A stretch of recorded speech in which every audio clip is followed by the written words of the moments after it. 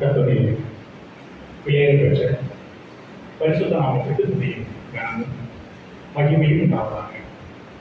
நாம் மீண்டும் ஒரு விஷயம் கூட கர்த்தருடைய திருச்சபையில் அமர்ந்து அவருடைய வார்த்தையை நாம் கற்றுக்கொள்வதற்கு தேவனுக்கு பாராட்டி கிருமிகளுக்காக நாம் நன்றி செலுத்துவோம். ஏறக்குறைய நம்முடைய வேத பாடத்தினுடைய இந்த பிலிப்பியர்களுடைய இறுதி பாகத்தை நம்ம இருக்கிறோம். முடிச்சோம்னு நினைக்கிறோம். பிலிப்பியர்களும் இன்னொரு முடியும் நான் நினைக்கிறேன்.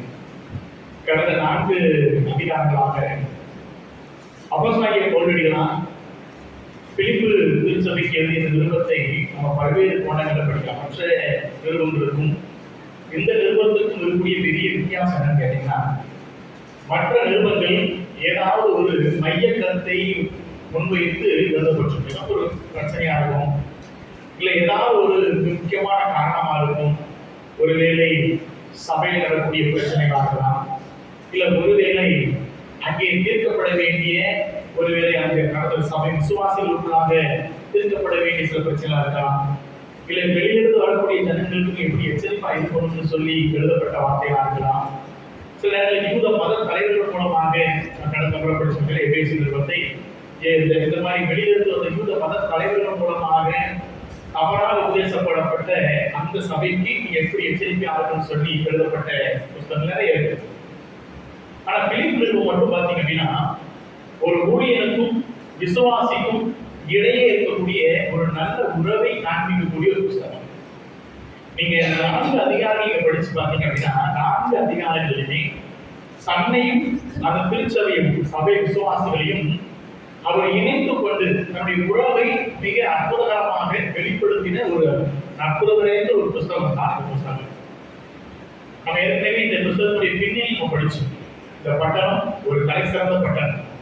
ஏற்கனவே ரோமர்களுடைய அது ஒரு ரோமர் மாளிகை என்று சொல்றாங்க. ரோமர்கள் அதிகமாக வசிக்கக்கூடிய ஒரு பட்டணம். பட்டணம் மிக முக்கியமாக யார் இருந்தான்னு கேட்டீங்கன்னா, ரோம போர் சேவகர்கள் அதிகமாக வசிக்கக்கூடிய ஒரு பட்டணம் தான் இந்த பிலிப்பு பட்டணம்.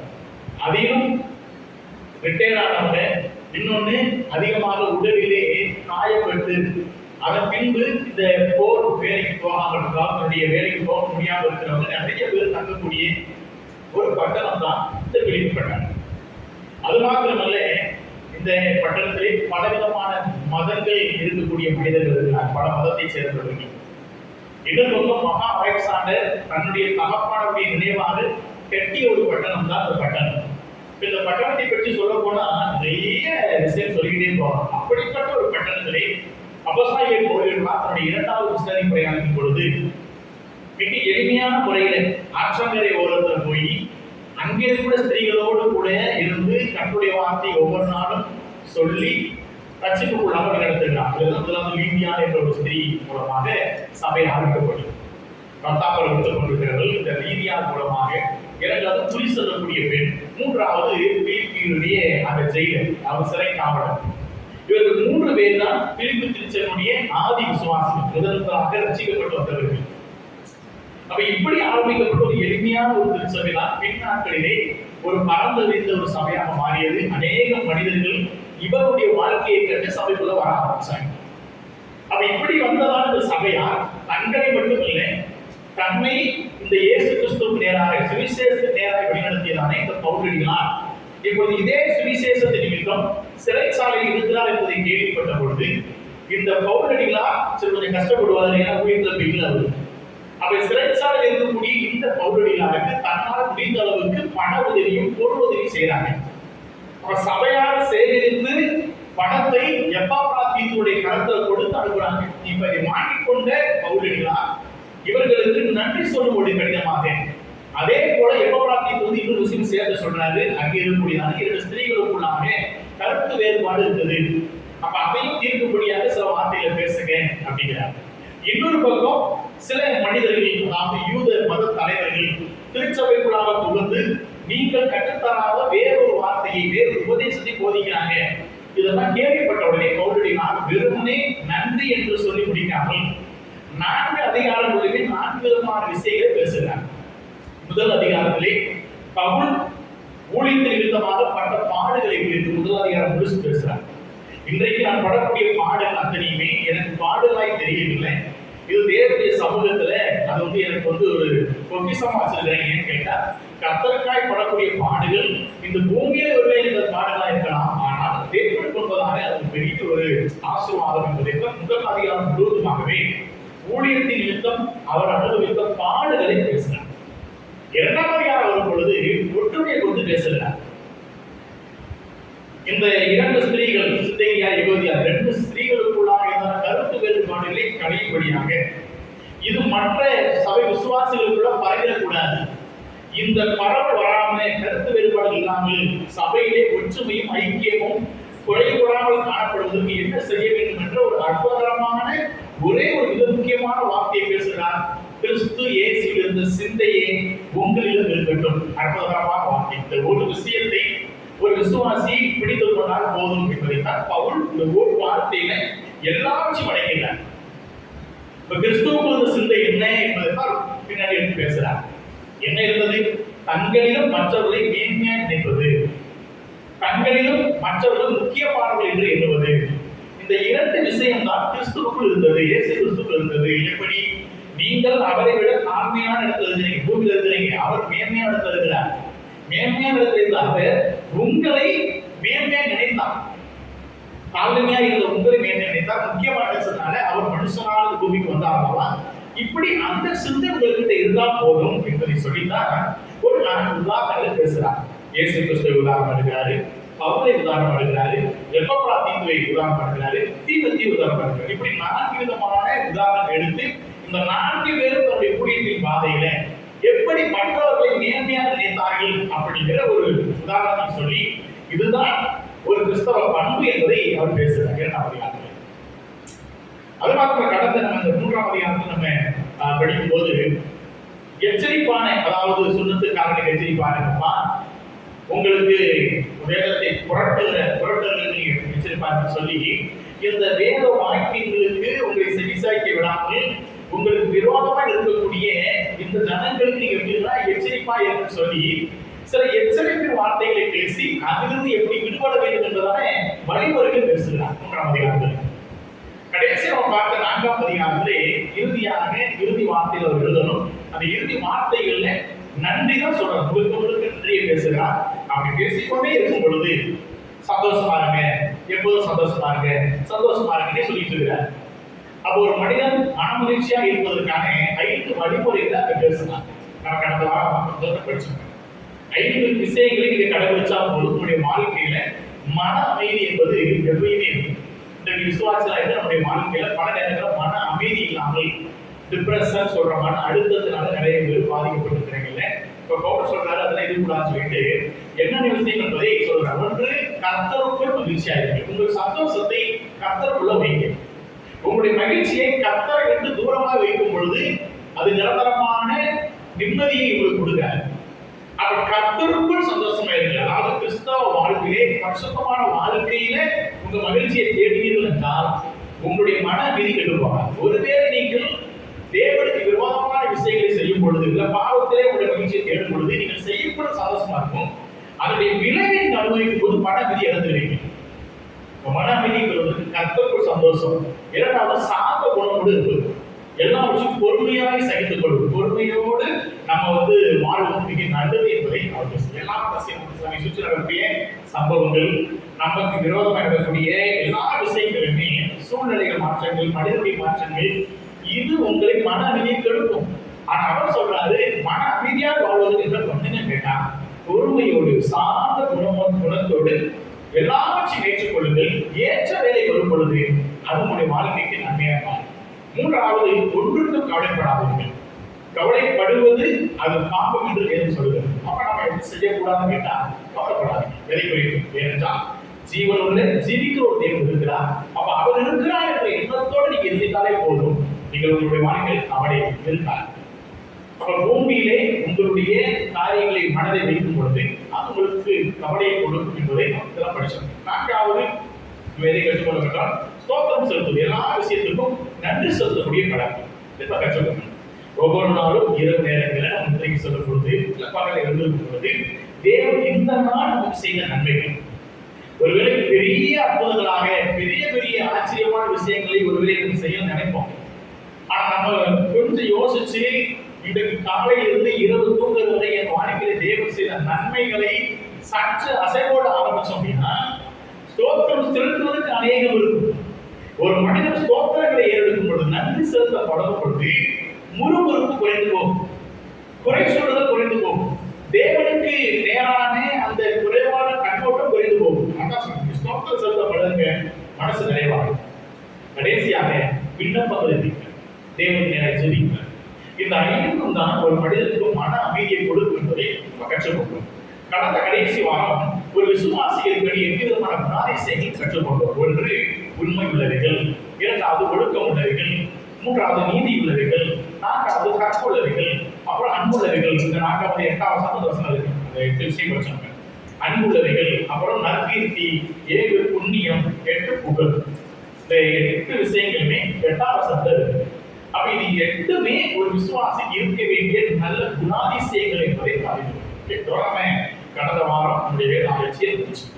இன்றைக்கு நம்ம மீதி இருக்கிற வசனங்களை வாசித்து இன்றைக்கு நம்முடைய இந்த புத்தகத்தை இன்னைக்கு நிறைவு செய்வது நான் நம்புகிறேன். பிலிப்பியர் நிருபத்தை நீங்க 4ஆம் அதிகாரம் 9வது வசனத்தை நம்ம வாசிப்போமே.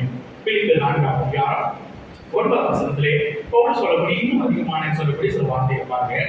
நீங்கள் என்னிடத்தில் கற்றும் அடைந்தும் கேட்டும் கண்டும் இருக்கிறவைகள் எவைகளோ அவைகளையே செய்யுங்கள் என்று சொல்கிறார். 4 விஷயத்தை பவுல் சொல்றாரு. பாத்தீங்கன்னா 4 விதமான வார்த்தை உபயோகிக்கிறார். பாத்தீங்களா, பவுல் அந்த சபைக்கு எழுதும் பொழுது அந்த வார்த்தை ஒவ்வொன்றும் முக்கியம். நீங்கள் என்னிடத்தில் முதலாவது பாத்தீங்கன்னா கற்றும் அப்படின்னு அர்த்தம், நேரடியாக பெற்றுக்கொண்டு உபதேசம். கற்றுக்கொள்வது என்று சொல்லும்போது அது நேரடியாக இந்த ஜனங்கள் அவர்களுக்கு கற்றுக்கொண்ட உபதேசத்தை பேசுறாங்க. அப்ப அநேக உபதேசங்களை இந்த பவுலடிகளால் அந்த சபையில் இருந்த பொழுது அவர் போதித்திருக்கிறார். அப்ப அந்த சபையாருக்கு ஒன்று அறிவுறுத்துகிறாரு, நான் அந்த உங்களோடு இருந்த காலகட்டங்களில் அநேக உபதேசங்கள் அநேக வார்த்தைகளை இருந்த காலகட்டத்தில் அவங்களுக்கு நான் போதிச்சிருக்கேன். இதை நீங்கள் கொஞ்சம் மனசு வச்சுக்கோங்க. இப்போ இல்லை, தூரமா இருக்கிறாரு, ஆனா இருந்த காலகட்டத்தில் போதித்த போதனைகளை நீங்க மறந்துடாதீங்க. அப்ப கற்றும், அடுத்த வார்த்தை அடைந்தும். அடைந்தும் என்று சொல்வது நிருபங்கள் மூலமாக பெற்றுக்கொள்ளக்கூடிய உபதேசங்கள். நான் இடத்துல இருந்தேன், இப்போ பிலிப்பியர் நிருபம் வேற எங்கே எழுதி அனுப்பிவிட்டார். அவர் சிறைச்சாலை இருந்து எழுதி அனுப்பப்பட்டு நிருபத்தின் மூலமாக பெற்றுக்கொண்ட உபதேசம் அடைந்தும் என்ற வார்த்தைக்கு அர்த்தம்.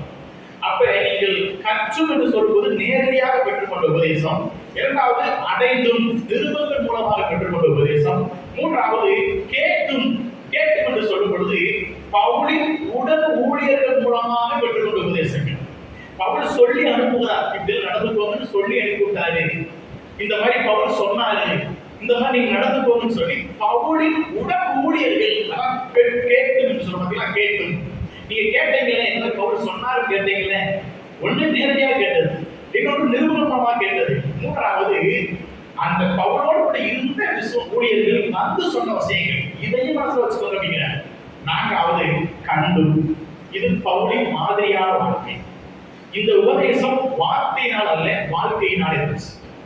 நீங்கள் கண்டும், நான் அங்க இருந்த காலகட்டத்தில் என்ன பார்த்தீங்க, நான் எப்படி வாழ்ந்தேன்னு பார்த்தீங்க, எப்படி பேசினேன்னு பார்த்தீங்க, எப்படி நடந்துகிட்டேன்னு பார்த்தீங்க.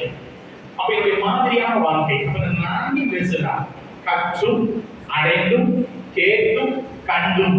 அப்ப நேரடியாக பெற்றுக்கொண்ட உபதேசமும், நிருபங்கள் மூலமாக பெற்றுக்கொண்ட உபதேசமும், மூன்றாவது பவுலின் உடல் ஊழியர்கள் மூலமாக பெற்றுக்கொண்ட உபதேசமும், நான்காவது பவுலின் வாழ்க்கையின் மூலமாக பெற்றுக்கொண்ட உபதேசங்கள்.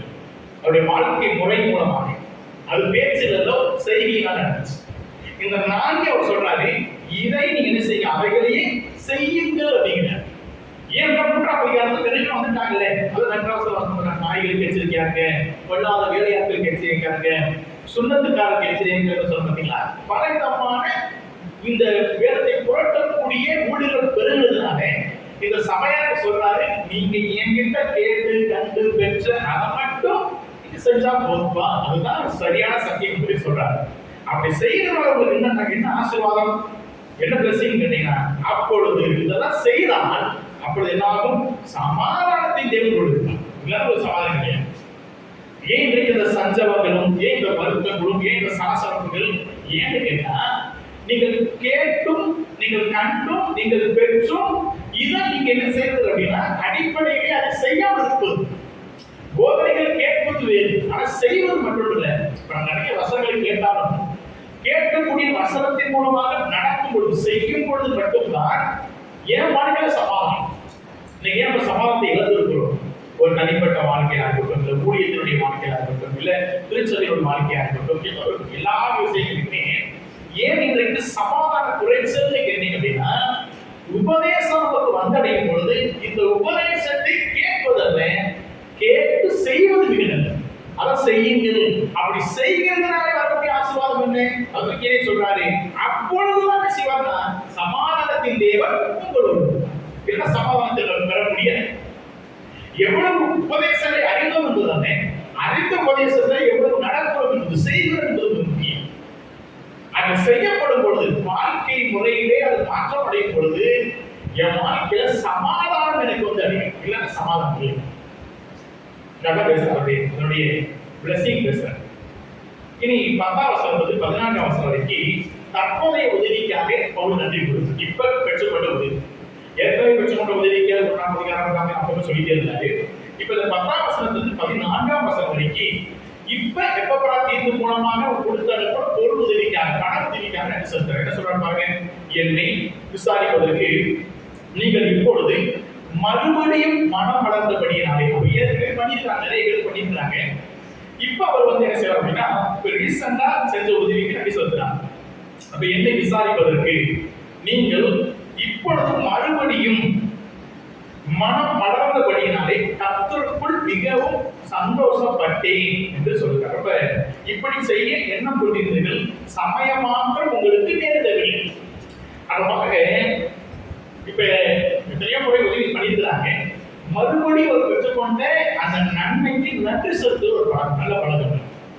இன்னொரு பக்கம் சொல்றாரு, என்னை விசாரிப்பதற்கு ஒரு தேவ ஊழியன், தன்னுடைய ஊழியக்காரர்கள் ஆவிக்குரிய தேவைகளை சபைக்கு கொடுக்கிறார்கள், ஆவிக்குரிய தேவைகளை பூர்த்தி செய்கிறார்கள்.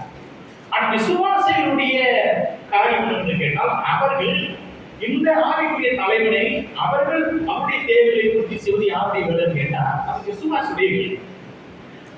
என்னுடைய ஆவிக்குரிய தேவையை ஒருவர் பூர்த்தி செய்கிறார், அவருடைய பூமிக்குரிய தேவையை நான் பூர்த்தி செய்கிறேன். அவன் போடுற அழகா சொல்றாரு, உன்னுடைய ஆவிக்குரிய நன்மையை நான் தருகிறேன், அதே நேரத்தில் உன்னுடைய காரியம் என்ன, உன்னுடைய பொறுப்பு என்ன, கடமை என்று கேட்டால் ஆவிக்குரிய நன்மையை யாரிடத்திலிருந்து பெற்றுக் கொள்கிறேனோ அவர்களுக்கு பூமிக்குரிய நன்மையை தருவேன்.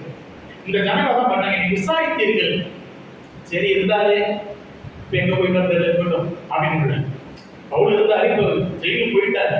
ஆனா அவரை கண்டுகொள்ளாம சொல்லி விசாரித்தாங்க. அவனை விசாரித்து எப்படி இருக்கிறீங்க, என்ன பண்றீங்க, இப்ப சூழ்நிலை என்ன, இதை விசாரிக்கக்கூடிய நல்ல குணங்கள். இது வந்து ஒரு விசுவாசிகளுக்கு இருக்க வேண்டிய குணங்கள். இந்த பவுல் அதான் சொல்றாரு, சபையாரே உன்னை வீட்டு இருக்கும் மகிழ்ச்சியா இருக்கேன்னு கேட்டா, சும்மா அவங்க வந்து ஏதோ ஒரு விஷயத்த சொன்னாங்க, கேட்டாரு, போயிட்டாரு, சபையை ஆரம்பிச்சாரு அப்படி இல்லை. இந்த நபர் இப்போ என்ன பண்ணிட்டு அவர் விசாரிக்கிறார். விசாரிப்பது மாத்திரம் இல்லை, அவருடைய மனம் வளர்றது எதுக்குன்னா, அந்த மனிதனுடைய தேவைகளை பூர்த்தி செய்வதற்கு மனம் வளர்ந்தது.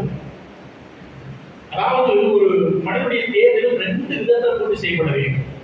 ஒன்று பினான்சியல் சப்போர்ட், இன்னொன்று இமோஷனல் சப்போர்ட். அது குடும்பங்களுக்கும் தரும், தனிப்பட்ட ஒரு ஊழியத்தின் பாருங்க. ஒரு குடும்பமா கணவன் மனைவி பிள்ளைகளாய் வாழக்கூடிய ஒரு குடும்பத்திலேயுமே நான் பணம் சம்பாதித்து கொடுக்கிறேன், சரி போய் சாப்பாடு பண்ணிக்கோங்க, ஏதோ குழம்பு வச்சுக்கோங்க, இப்படி இருங்க, அது கிடையாது. அது ஒன்லி பினான்சியல், பண உதவி செய்யணும், அவ்வளவுதான். ஆனா அது மட்டுமே ஒரு குடும்ப வாழ்க்கைக்கு மன அமைதியை கொடுக்குறாரு. அதோடு கூட என்ன வேண்டும் என்று கேட்டால், இந்த இமோஷனல் சப்போர்ட், உணர்ச்சி ரீதியான, உணர்வு ரீதியான சப்போர்ட் வேணும். ஒரு ஒரு மனிதனுடைய நல்ல உணர்ச்சி, ஒரு உடல்நிலை சுகவீனம் என்றால் அவர்கள் செய்ய வேண்டிய கடமைகளை செய்யும். ஒரு கணவனோ இல்லை மனைவியோ யாரோ ஒருவர் ஒரு தேவைகளோடு இருக்கும் பொழுது, இல்லை குறைகளோடு இருக்கும் பொழுது, இல்லை விளைநிலத்தோடு இருக்கும் பொழுது, அந்த நேரத்துல ஒரு 1000 ரூபாய்க்கு போய் டாக்டரை பார்த்துக்குவா, அது வந்து பண உதவி செய்யணும், ஓகே. ஆனா இன்னொரு பக்கம் இந்த இமோஷனல் சப்போர்ட், இந்த தேவை பூர்த்தி செய்யப்பட வேண்டும். ஒரு குடும்ப வாழ்க்கைக்கும் அதேதான், ஒழித்த வாழ்க்கையும் அதேதான். நான் பண உதவி எந்த அளவுக்கு செய்கிறேனோ, ஒரு வேலை நம்ம திருச்சபையில் வரக்கூடிய நிறைய உதவி செய்யலாம், நமக்கு சந்தோஷம். ஆனா அது மட்டுமே உதவி அல்ல, அது மட்டும் தேவையை சந்திப்பது அல்ல. உணர்வு ரீதியான இந்த இமோஷனல் சப்போர்ட் ஒன்று இருக்குது, அந்த தேவை இருக்கிறது. இதையும் நான் பூர்த்தி செய்வது நல்லது. இங்கே பவுலடிகள் அழைத்திருந்தார் கரிசு. நீங்க நல்லா கவனிச்சு பார்த்தியா, அவர் சொல்றாரு எங்கே இருக்கக்கூடிய மனிதன் இப்பொழுது ஏதோ பண உதவி கிடைத்தது என்பதற்காக இருந்தேன். அவர் சொல்ற வார்த்தை மிக நல்ல வார்த்தை, என்னை விசாரிப்பதற்கு. இதுல எல்லாமே அழைப்பு. எப்ப என்ற ஒரு மனிதனை நீ போயே ஆகணும்னு சொல்லி சுகர் குழந்தைகளை விசாரிச்சுடுவான்னு சொல்லி அனுப்பி வைத்து திரும்ப கையில கொடுத்து அனுப்பி, இது வந்து ஒரு சபையாக ஒரு ஊழியனா இருக்கிற பவுல் மேல் எந்த அளவுக்கு கரிசனையா இருக்கிறது காட்டுது. இதைத்தான் வேதம் கற்றுக் கொடுக்கு. இங்க அதான் சொல்ல மறுபடி மனமரங்களை கண்டு மிகவும் சந்தோஷப்பட்டேன். இதுதான் வேற சந்தோஷம். வெறும் இந்த ஒரு தேவையை சந்தித்து விட்டு இன்னொரு பக்கம் தேவையை சந்திக்க விடக்கூடாது. ஒரு பக்கம் என்னுடைய உணர்வு ரீதியான அந்ததையும் நம்ம சந்திக்கணும், இன்னொரு பக்கம் பண ரீதியான அதை சந்திக்க. இதுதான் ஒரு குடும்ப வாழ்க்கைக்கும் சரி, தனிப்பட்ட வாழ்க்கைக்கும் சரி, எல்லா இடங்களிலுமே இந்த இரண்டு விதமான தேவைகள் சந்திக்கப்படுகிறக்கூடிய ஒரு மனிதன் மிகப்பெரிய பாக்கியவான். சில பேருக்கு பணம் நிறைய இருக்கலாம், ஆனா அவங்களுக்கு என்ன இருக்காதுன்னா இந்த சப்போர்ட் இருக்கு. நான் சொல்ல போன மாசம் அந்த திருச்செங்கோடு போயிருக்கிறப்ப அந்த மீட்டிங் என்னுடைய 2வது செய்தி முடிச்ச பிறகு அவர் நல்லா பார்க்க பயங்கர நல்லா ஐஸ்வர்யவான், பயங்கர ஐஸ்வர்யவான். அவரு கையை பிடிச்சிட்டு தேம்பி தேம்பி வருகிறார். ஏன்னா நம்ம கையை பிடிச்சி அழுகிறாரு. என்ன சொன்னாரு, என் வீட்டுல பெரிய வீடு, பெரிய பங்களா, பெரிய வீடு, என் வீட்டுல இல்லை என்று சொல்வது ஒண்ணுமே கிடையாது. எல்லாமே எல்லா சகல வசதியும் சகலம், ஆனால் எல்லாமே இருந்தும் என்னுடைய மகன் அவன் வந்து போதை பொருளுக்கு அடிமையாகி அவன் விட்டு இருக்கிறது. இன்னொரு பக்கம் என்னுடைய மனைவி பணம் கிடைத்தால் போதும் என்று பணத்தை மட்டும் அனுபவித்துக் கொண்டு என்ன பண்ணுவான். நான் வீட்டில் அவ்வளவு பெரிய வீட்டில் இருந்தால் கூட நான் தனிமையாக உணரப்படுகிறேன். என்னுடைய வாழ்க்கையில பெருமை மட்டும்தான். பணம் நிறைய இருக்குது. நம்ம நிறைய பேர் நினைக்கிறோம் பணம் இருந்தால் மகிழ்ச்சி வந்துடும். பணம் இருக்கிற எல்லா பேருடைய வாழ்க்கையிலும் பயங்கரமான சமாதான சந்தோஷம் வாழ நினைச்சிட்டு இருக்கிறோம். ஆனா இந்த மாதிரி ஒரு நாடு நீ மீட்பட்டா போதும், அது ஒண்ணுமே கிடையாது. கூப்பிட்டு பணம் ஒரு மனிதனுக்கு மகிழ்ச்சி ஒரு நாள் விட்டு போறது. மன அமைதி என்பது இப்படிப்பட்ட உணர்வு ரீதியான ஒரு தேவையை சந்திப்பது. என்னுடைய வாழ்க்கையில நான் எப்படி இருக்கிறேன் என்பதல்ல, என்னோட கூட எனக்கு உதவி செய்வதற்கு தேவைகளை பூர்த்தி செய்ய, இந்த மாதிரி உணர்வு ரீதியான தேவையை பூர்த்தி செய்ய அந்த மனிதன் அவர் 60 வயசு தரும் வயதான மனுஷன். அவர் கையை பிடிச்சவருடைய அழுகு பொழுது புரிந்து கொண்டேன், ஒரு விஷயம் புரிந்து கொண்டேன். அவ்வளவு இருக்குது. பணம் கொட்டி கிடக்கு அவருக்கு. அது அவ்வளவு இறங்க கொட்டி கிடக்கு பணம். ஆனால் அவரோடு உட்கார்ந்து சாப்பிட்டீங்களா கேட்கறதுக்கு வந்துருக்கு. சாப்பிட்டீங்களா அவ்வளவுதான். தனியா இருக்கிறார். எங்க போறீங்க கேட்கறதுக்கு வந்துருக்கு. எப்ப வருவீங்க கேட்கறதுக்கு வந்துருக்கு அப்படின்னு சொல்றாரு மனுஷன். அதான் சொல்ற நம்முடைய வாழ்க்கையில பல நேரங்களிலே ஒரு மனிதனுடைய சந்தோஷமான வாழ்க்கைக்கு மிக அவசியம் வெறுமனே இந்த பினான்சியல் தேவை மட்டுமல்ல, பண தேவைகள் மட்டுமல்ல, இன்னொரு பக்கம் இந்த உணர்வு ரீதியான தேவைகள் பூர்த்தி செய்யப்படாத எந்த மனிதனுக்கும் அது ஒரு பூர்ணமான மகிழ்ச்சி என்ற வாழ்க்கையா இருப்பதே கிடையாது. இந்த இடத்துல பவுல் ரொம்ப சந்தோஷப்பட்டதுக்கு காரணம் கேட்டா, பரவாயில்ல எனக்கு இவ்வளவு லட்சம் அனுப்பிட்டீங்க சந்தோஷம் எழுதுறாங்க. வெறும் பணத்துக்காக சொல்லல, ஒரு மனிதனை என்னையும் விசாரிக்க அனுப்பி வச்சீங்க, உங்க சர்ச்சில் இருந்து அனுப்பி வச்சீங்க, அது பெரிய மகிழ்ச்சி, அது பெரிய மன மகிழ்வு. இதுதான் ஒரு சபையாக இந்த பவுலடிகளார் எதிர்பார்த்த ஒரு விஷயம். இதை குறித்து சபையா செய்ய பார்த்தாங்க. அதனால அவங்களுக்கு பயங்கரமான அந்த வார்த்தைகள் எழுதினாங்க, திருந்திட்டாங்க.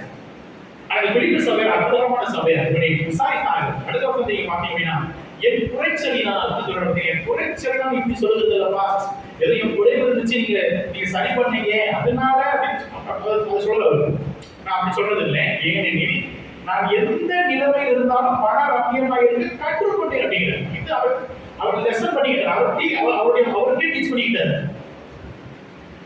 எந்த நிலையில இருக்குதுன்னு நான் பழகிக்கிட்டேன் அப்படிங்கிறேன். இது வந்து உண்மையிலே இந்த குணம் நல்ல அற்புதமான. அதாவது நான் மீட்டிங் வந்தா எனக்கு இந்த மாதிரி ரூம் இருக்கணும், இந்த மாதிரி மேடை இருக்கணும் அப்படி கிடையாது. அந்த மனுஷன் கொடுத்துருவாரு எந்த நிலையில நான் இருந்து கற்றுக்கொண்டேன். சில ஊழியர்கள் அதை எக்ஸ்பெக்ட் பண்றாங்க, இதெல்லாம் இருக்கணும் இல்லைன்னா இவ்வளவு பணம் இவ்வளவு காணிக்க வரும் இல்லைன்னா வர மாட்டேன். நான் வந்து அந்த ஹோட்டலில் தங்குவேன், இந்த சாப்பாடு இதுதான் அப்படின்னு அப்படியே கிடையாது. இந்த மனுஷன் எந்த நிலையிலுமே இருக்க கற்றுக்கொண்டாங்க. அடுத்த ரிப்ளைஸ் இது மன ரம்யமாயிட்டு கற்றுக்கொண்டே அது அந்த மனம் வந்து அவருக்கு ரம்யம் வருது. அவன் எப்படி இருந்தா பரவாயில்ல, அவருக்கு போட்டுக்கிட்டு இருந்தா பரவாயில்ல, குடிசோடு கொடுத்தாலும் பரவாயில்ல, 5 ஸ்டார் ஹோட்டல் கூட்டு போனா பரவாயில்ல, அவர் எப்படி ட்ரீட் பண்ணாலும் சரியா வரைஞ்சு நினைச்சுக்கிடுவார். மன ரம்யம் கற்றுக்கொண்டிருக்கிறாரு. அப்புறம் பிரகாஷ் சொல்றாரு, நாம் இருக்கவும் எனக்கு தெரியும். அப்ப அப்புறம் அதாவது எந்த அளவுக்கு நான் வந்து இல்லாத சூழ்நிலையில் எவ்வாறு இருப்பது என்பதை நான் கற்றுக்கொண்டேன். இல்ல சரி இந்த நேரத்துல என்ன செய்யலாம் அப்படி நான் கற்றுக்கிட்டேன். அப்புறம் சொல்றாரு, வாழ்ந்திருக்கவும் தெரியுது. வாழ்ந்திருப்பது என்று சொல்வது நாடகமான வாழ்க்கை பற்றி அவர் பேசுறேன். எனக்கு இருக்கும் பொழுது அதை எப்படி அதை நான் வந்து சரியா பயன்படுத்திக் கொள்ள எப்படி வாழ தெரியும். வாழ்ந்திருக்கவும் தெரியும். எனக்கு எந்த இடத்துலயும் நான் வந்து எவ்வளவு கீழே போனாலும் அடிமையா இருக்கிறேன், தாழ்மையா அந்த மாதிரி இருக்குங்க. அதே போல வாழவும் தெரியும். அதாவது சாப்பிட வசதி இருக்கும்போது சாப்பிட மாட்டேன் அப்படின்னு சொல்றாரு. எனக்கு இந்த வசதி இருக்கும்போது செஞ்சுக்க மாட்டேன்னு சொன்னது. என் ஊழியத்துக்கு பதிலாக போகிறேன். சில இடங்களுக்கு குலோசி படத்துக்கு போடாம கிலோமன் இருப்பாரு, பெரிய ஐஸ்வர்யத்துக்கு தத்துவார். ஏன்னா அந்த சர்ச்சையாக நடந்துச்சு. குலோசிய சபை பட்டணம் கிலோமன் அப்படிங்கிறது நடந்துச்சு. அப்போ ஒரு பிரச்சனை அங்கே போடாம கிலோமன் பெரிய ஐஸ்வர்யம் நிறைய வேலைக்காரங்க இருந்தாங்க. அவர் பயங்கரமா ஓடிப்பார், பிரச்சனையே இல்லை. அதே வந்து அவர் வேற கிராமங்களுக்கு ஒரு விழாக்கு தீர்வோ இல்ல மற்ற தெசலோனிக்கே பட்டணம் இதெல்லாம் போனார் அப்படின்னா அங்கெல்லாம் தங்கத்துல இடம் கிடையாது, கட்சிமாடி போயிட்டு வரணும், அவ்வளவுதான். அங்க அந்த வசதி இருக்காது. சொல்றாரு, எனக்கு வாழவும் தெரியும், வாழ்ந்திருக்கவும் தெரியும், தாழ்ந்திருக்கவும் தெரியும். எனக்கு எப்படி நான் அட்ஜஸ்ட் பண்ணிக்கிறீங்களோ அப்படி வாழ்வதற்கு நான் கற்று பண்ணிக்கிறேன். அப்புறம் சொல்றாங்க, எவ்விடத்திலும் அப்புறம் எல்லாவற்றிலும் திருப்தியா இருக்கவும், பட்டினியா இருக்கவும், பரிபூர்ணம் அடையவும், குறைவுபடவும் போதிக்கப்பட்டேன். இவருக்கு யாரும் போதிக்கல, இவருடைய வாழ்க்கையும் தேவனையும் அவர் போதிக்கல. அவருடைய சூழ்நிலை சிச்சுவேஷனை கொண்டு வந்து கொடுத்து இந்த வாழ்க்கை முறைகள் மூலமாக அவனுக்கு ட்ரெயின் பண்றார். போதிக்கப்பட்டேன்னு சொல்லும்போது வேற யாரும் சீனியர் மாஸ்டர் சொல்லி கொடுத்தா கிடையாது. இவருடைய ஊழிய பாதையில் இவரை கற்றுக்கொண்டது தேவனை போதிக்கிறார். இப்படி இருந்து பாதைக்கு போப்பான்னு சொல்றோம். அற்புதமா பட்னியா தான் இருப்பேன், நல்ல சாப்பாடு எனக்கு அதெல்லாம் பிரச்சனை இல்லை, அது ஒரு பெரிய இதே இல்லை. 11 கற்றுக்கொண்டிருக்கிறாரு, இங்க போதிக்கப்பட்டிருக்கிறார் பார்த்தீங்களா. அப்போ ஒரு ஊழியக்காரனா இருக்கிற நமக்கு, தேவனுடைய பிள்ளையா இருக்கிற நமக்கு கற்றுக்கொள்ளக்கூடிய அனுபவம் நமக்கு எனக்கு தெரியும் என்பது அல்ல, இன்னும் தெரியாத விஷயம் நிறைய இருக்கு. அப்ப சில விஷயங்களை தேவன் எனக்கு கற்றுக் கொடுக்கும் பொழுது அதை மனத்தாழ்மையோடு எஸ் ஆண்டவரேன்னு சொல்லி அதை ஏற்றுக்கொண்டு என்னுடைய வாழ்க்கையை கொஞ்சம் மாற்றி கொடுப்பது நல்லது. கற்றுக்கொள்ளும் போதிக்கப்பட்ட பொழுது எஸ் என்று ஏற்றுக்கொண்டேன், ஆமா என்று ஏற்றுக்கொண்டு அதுபடி நடக்க ஆரம்பிச்சு. கற்றுக்கொண்டேன், போதிக்கப்பட்டேன். அப்புறம் 10 சொல்றாரு, என்னை பலப்படுத்துகிற கிறிஸ்துவினாலே எல்லாவற்றையும் செய்ய நம்பிக்கிறார். அப்ப இந்த வசனம் வந்து நான் வேறொரு இடத்துல எல்லாவற்றையும் செய்ய முடியும் சொல்லிட்டு நான் மழையை கிடாக்குங்க அந்த பத்தி சொல்றேன். பின்னணி என்ன கேட்டா, இந்த மாதிரி பத்னியா இருக்கிறேன், இதை சாப்பிட முடியும், தாழ்ந்து தெரியும், இதெல்லாம் எப்படி முடியும் கேட்டா, ஏன் பலத்தினால இல்லை, யாரை பலத்தினாலே என்னை பலப்படுத்த. என்னை பலப்படுத்த கிறிஸ்துவினாலே எல்லாவற்றையும் செய்ய எனக்கு பலனும் என்று சொல்லும் பொழுது ஏதோ வேறு விதமாக போச்சக்கூடாது. பின்னணி என்ன, எந்த பின்னணி கேட்டா, இந்த மாதிரி வாழ்ந்திருப்பதற்கும் தாழ்ந்திருப்பதற்கும், குறைவுபடவும் பட்டினியா இருக்கவும், இப்படியெல்லாம் இருப்பதற்கு என்னால முடியாது. ஆனால் யாரால் முடியும் என்றால் என்னை பலப்படுத்துவதால் கிறிஸ்துவால முடியும். அதான் சொல்லுவாரு. இந்த இடத்துல எல்லாம் செய்ய முடியனால அப்படின்னு சொல்லி நிறைய போதகர்கள் தவறான போதனை பண்ணி செய்வாங்க. அப்படின்னா நீங்க இதெல்லாம் பண்ண முடியும் வாங்க, நீங்க அதெல்லாம் செய்ய முடியும் வாங்க அப்படின்னு கிடையாது. இந்த வசனத்துடைய உண்மையான கருத்து எது கேட்டா, இதற்கு முன்பு சொல்லப்பட்ட அந்த வசனத்தின்படி வாழ்வதற்கு ஒரு சாதாரண மனிதனாலே முடியாது. அப்ப யாரால் முடியும் என்று கேட்டால், வெடப்படுத்துகிற கிறிஸ்துவினாலே. பட்டினியா இருக்கும் பொழுது அதை சகித்துக் கொள்ளுங்கள். எனக்கு முடியல வேண்டத்தை கொண்டு போயிடலாம், நிறைய பேர் போயிடலாம். குறைவுகள் இருக்கும் பொழுது எத்தனை நாள் இந்த ஊழியத்தை செஞ்சுட்டு இருக்கேன், சரி சைடுக்கு தான் பண்ணுவோம், எவ்வளோ போயிருக்கிறாங்க. அதான் சொல்றாரு, இந்த மாதிரி இக்கட்டான நேரங்களிலே, இந்த மாதிரி கஷ்டப்படுகிற நேரங்களிலே என்னை வெடப்படுத்துறது யார் என்று கேட்டால் கிறிஸ்து. அவனை வெடப்படுத்தினாலே என்னால் எல்லாவற்றையும் பின்னாடி சொல்லப்பட்ட எல்லாத்தையும் செய்ய முடிஞ்சு, தாழ்ந்திருக்க நடந்துச்சு, பட்டினியாக நடந்துச்சு, எவ்விடத்திலும் எல்லாவற்றையும் எப்படிதான் இருக்க முடியும், இதெல்லாம் முடியும் கேட்டா என்னால் அல்ல, கிறிஸ்துவினாலே முடியும். ஓகே, இதுதான் உண்மையான. அப்ப நம்ம வாழ்க்கையிலும் கூட இந்த விதமான மன ரம்யமா இருப்பதோ, இந்த மாதிரி எல்லா சூழ்நிலைகளையும் கிரகித்துக் கொள்வதோ, எல்லா விஷயங்களையும் என்னால் அடாப்பாய் வாழ்வதற்கு, இதையெல்லாம் என் வாழ்க்கைக்கு நான் எடுத்துக்கொண்டு வாழ்வதற்கு என்னால முடியாதுமா. ஆனால் வெளிப்படுத்துகிற கிறிஸ்து இருந்தா போதும். தேவன் என்னை எப்படி கொண்டு போக விரும்புகிறாரோ அதுபடி வாழ முடியும்னு சொல்றாரு. சரி, 14ஆம் வசனத்தில் என்ன சொல்றாரு பாருங்க. ஆகிலும் நீங்கள் என் உபத்திரவத்தில் என்னோடு வெளிப்பட்டது நலமா இருக்கிறது அப்படின்னு எப்படி சொல்றாரு. துன்ப நேரத்துல, நான் கஷ்டப்பட்ட நேரத்துல சபையா நீங்க ஓடி இருக்கு. என்ன எப்படி ஓடி இருக்கு?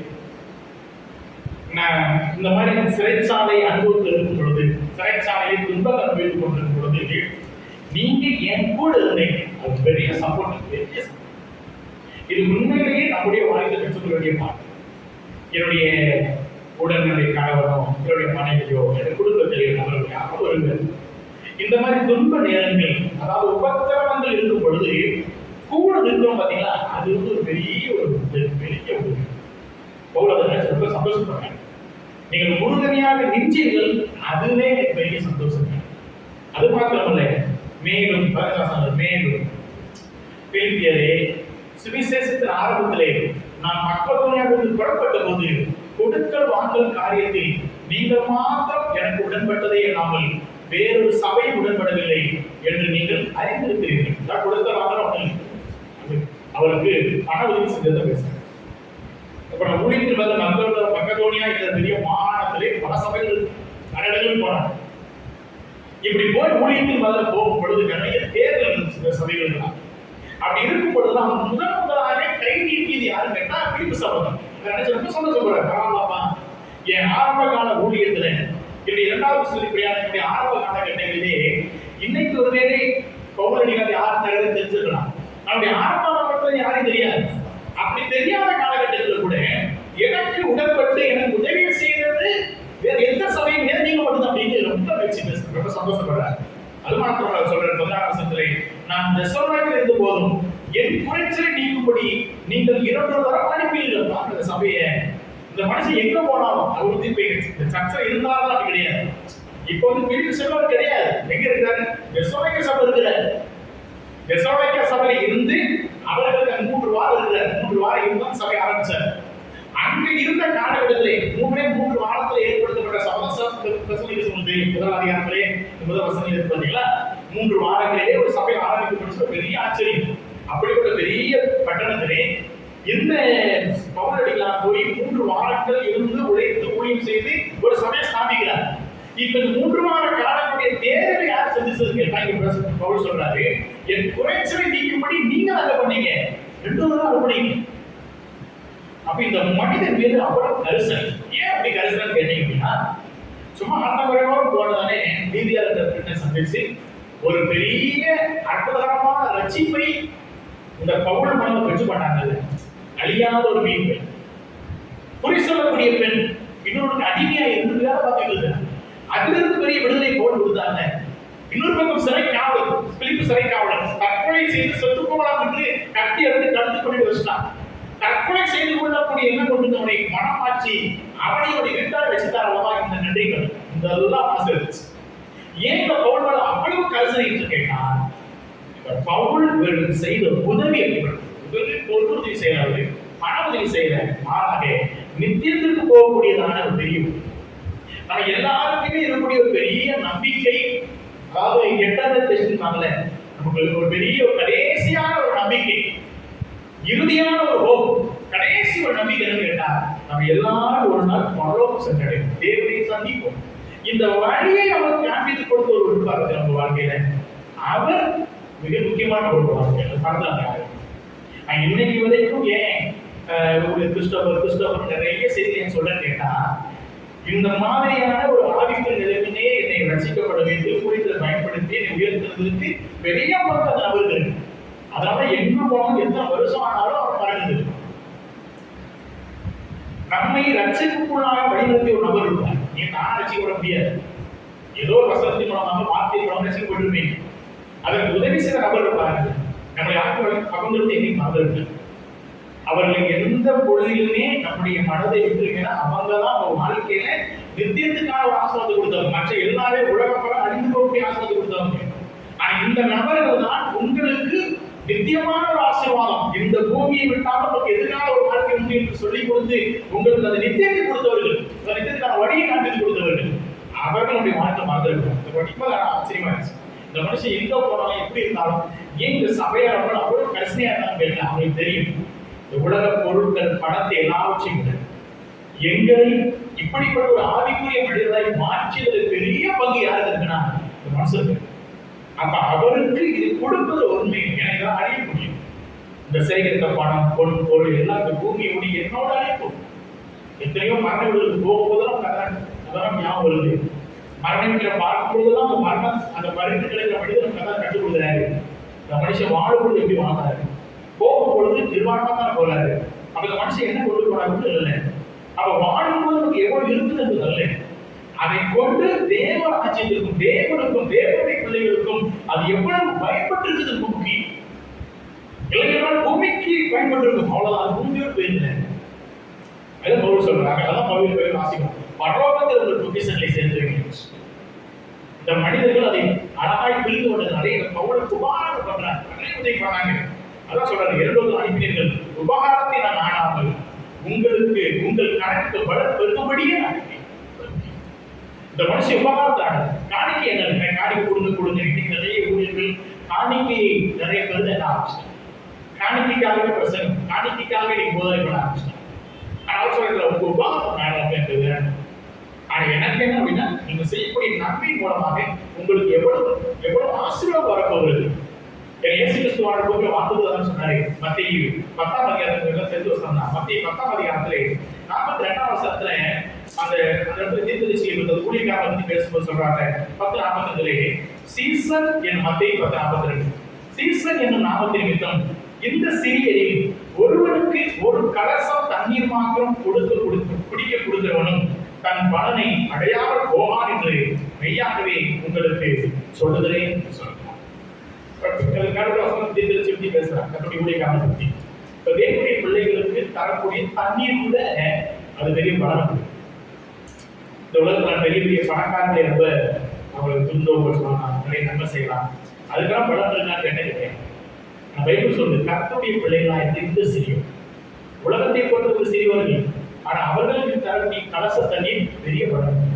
அது மாத்திரம் 25ஆம் அதிகாரத்தில் நீங்க பார்க்கலாம். அதே மத்திய 25ஆம் அதிகாரத்திலே 34ஆம் வசனத்தில் நீங்க பாத்தீங்க அப்படின்னா 25ஆம் அதிகாரத்திலே 34ஆம் வசனத்தில் பார்க்கும் பொழுது, அப்பொழுது ராஜா தமது உலகத்தை பார்த்து, வாருங்கள் என் பிதாவினால் ஆசிரிக்கப்பட்டவர்களே, உலகம் உண்டானது முதல் உங்களுக்கு ஆயத்தப்பட்ட ராஜ்யத்தை சோதித்துக் கொள்ளுங்கள், பசியாயிருந்தேன் எனக்கு போஜனம் கொடுத்தீர்கள். இதெல்லாம் ஒருவேளை வரப்போற எல்லா முறையை பற்றி சொல்லப்பட்டாலும் கூட தேவனுடைய பசியா இருந்தே போஜனம் கொடுத்தீங்க, தாகமா இருந்த தாமத்தை தீர்த்தீங்க, அந்நியா இருந்தே சேர்த்து கொண்டீங்க, வஸ்திரம் கொடுத்தீங்க, வியாதியா இருந்தே விசாரிக்க வந்தீங்க.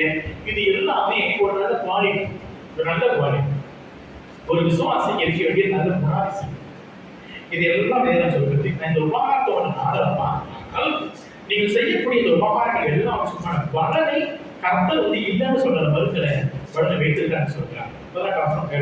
சொல்றோம், எல்லாம் எனக்கு கிடைத்தது, வருமானம் உண்டாயிருக்கிறது, உங்களால் அனுப்பப்பட்ட சுகந்த வாசனையும் தேவனுக்கு பிரியமான உணர்ந்தபடியாக எப்பராத்தியத்தின் கையில் வர பெற்றுக்கொண்டபடியால் நான் திருப்தி அடைந்திருக்கிறேன் என்று சொல்றாங்க. அப்ப இதை பெற்றுக்கொண்டா மனதில் பூர்ணமான திருப்தி. என் தேவன் அப்படி ஐஸ்வர்யத்தின்படி உங்கள் குறைவையெல்லாம் கிறிஸ்து இயேசுவுக்குள் மகிமையிலே தெரிவார். இன்னைக்கு கொடுத்தீங்க, இன்னைக்கு நீங்க கொடுத்த 1000 ரூபாய், ஒரு 100 ரூபாய் கொடுத்தீங்க, உங்களுக்கு 100 ரூபாய் குறைக்கலாம். ஆனா நிறைவு என்று கேட்டா மகிழ்கிற ஒன்று.